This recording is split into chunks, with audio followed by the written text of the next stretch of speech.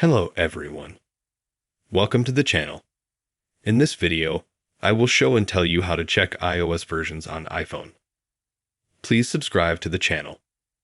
Watch the video till the end, and let's get started. This method works on absolutely any iOS. It can be either an iPhone or an iPad. In order for it with you to check the version of iOS, we need to go to Settings, and then open it up, and scroll to the bottom.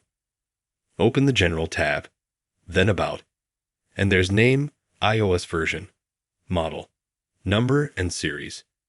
We'll click on iOS version, and as you can see, I have iOS version 16.6 on.